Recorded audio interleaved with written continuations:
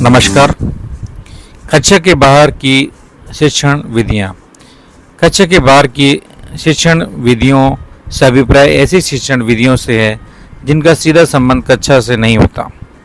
छात्रों को कक्षा से बाहर नियमित शैक्षिक भ्रमण पर ले जाया जाता है, जहाँ पर छात्र खुले वातावरण में शिक्षा को अपने व्यक्तिगत अनुभव से परिभाषित करते हैं।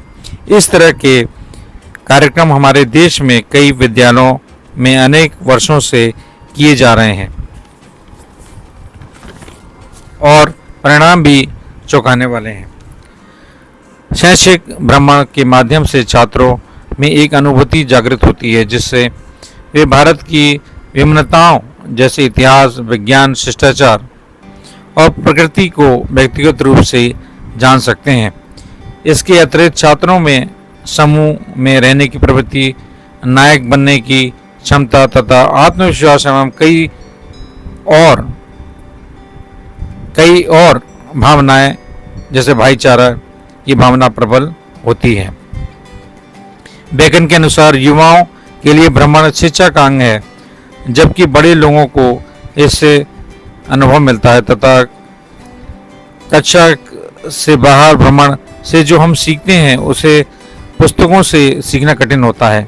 इसके अनेक उदाहरण हैं। कारण यह है कि सीखने में आँख की भूमिका अन्य ज्ञानेंद्रियों की तुलना में सबसे अधिक होती है। आँखों के माध्यम से यह आसानी से ज्ञात किया जा सकता है कि कोई भी छात्र छात्रा किसी विषय में कितना रुचि ले रहा है अथवा नहीं। इससे एकाग्रता का भी पता चलता है। अगर एकाग्रता बच्चों में देखी जाती है तो इसका मतलब है कि कोई भी छात्र छात्रा किसी भी विषय में आसानी से पारंगत हो सकता है। शैक्षिक महत्व। ज्ञान में वृद्धि।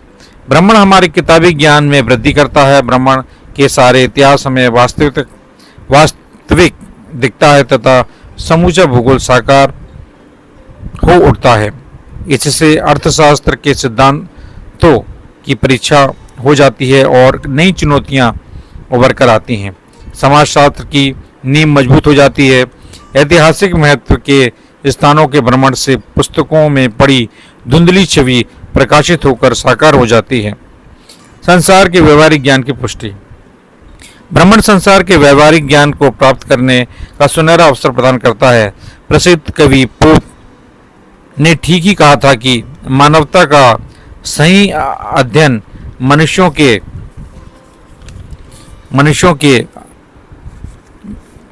अध्ययन से ही हो सकता है।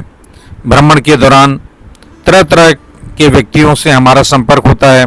यदि हम चौकन्नी निगाह रखकर भ्रमण करें और अपने दिल और दिमाग के खिड़की और दरवाजे सभी खुले रखें तो हमें भ्रमण से संसार के व्यक्तियों और घटनाओं का इतना व्यवहारिक ज्ञान प्राप्त हो जाएगा जो किसी भी पुस्तक से नहीं मिल सकता। स्वास्थ्य के लिए अनिवार्य। मस्तिष्क के स्वास्थ्य विकास के लिए भी भ्रमण अति आवश्यक है।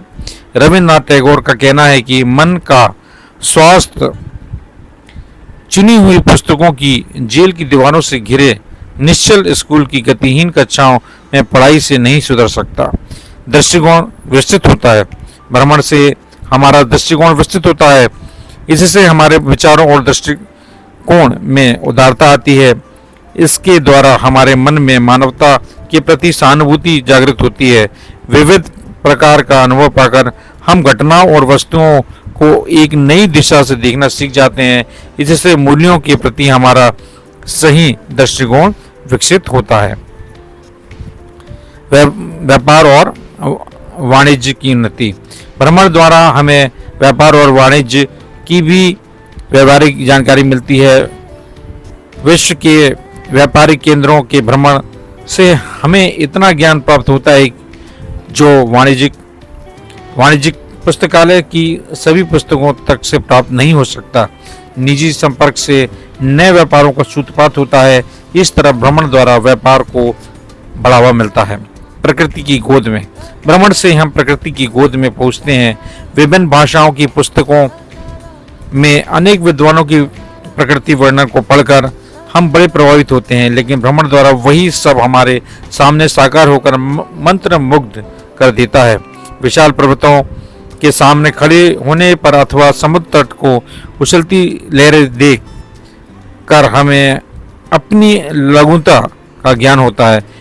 यह बड़ा महत्वपूर्ण है कि प्रत्येक विद्यार्थी को भ्रमण का समुचित अवसर उपलब्ध कराने चाहिए, लेकिन हमारी निर्धनता के कारण विद्यार्थियों की बड़ी संख्या को इस हेतु पर्याप्त धन नहीं मिल पाता। फिर भी भ्रमण के महत्व को ध्यान में रखते हुए हमारी शिक्षण संस्थाओं को रेल अधिकारियों तथा संस्थाओं से सहायता लेकर सस्ती दरों पर कुछ शैक्षिक पर्यटनों की व्यवस्था अवश्य ही करानी चाहिए।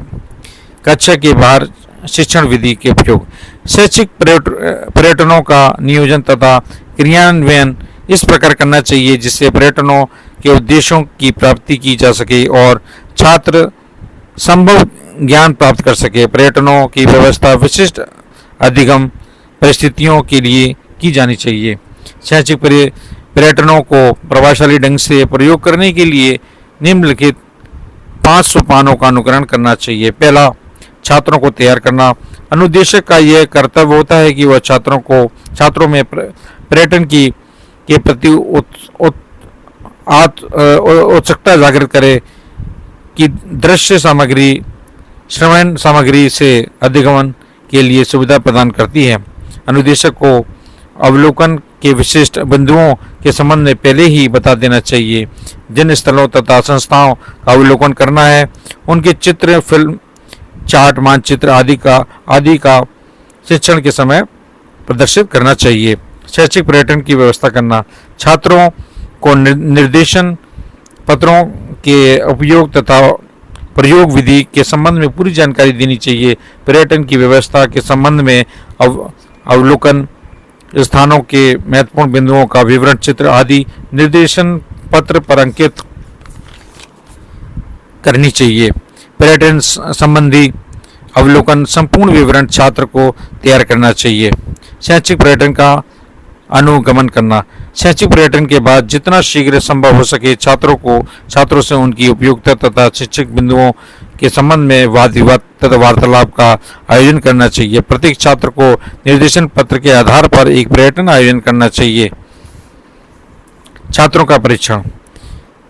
यह सोपान अधिक महत्वपूर्ण होता है जिससे पर्यटन के विशिष्ट उद्देश्यों की प्राप्ति का मूल्यांकन किया जाता है और छात्रों को योग्यता तथा कौशल के विकास की जांच होती है। छात्रों की कमजोरियों का निदान होता है तथा तत्काल उनका सुधार कर दिया जाता है। छात्रों के कौशल की जांच हेतु छात्रों को कार्य करने का अवसर भी दिया जाता है। तथ्यात्मक ज्ञान तथा अभिवृत्ति के विकास के लिए परिस्थितियां तथा परीक्षा दी जाती है जिससे जिनके लिए वास्तविक परीक्षा का प्रयोग किया जाता है। शिक्षण समीक्षा।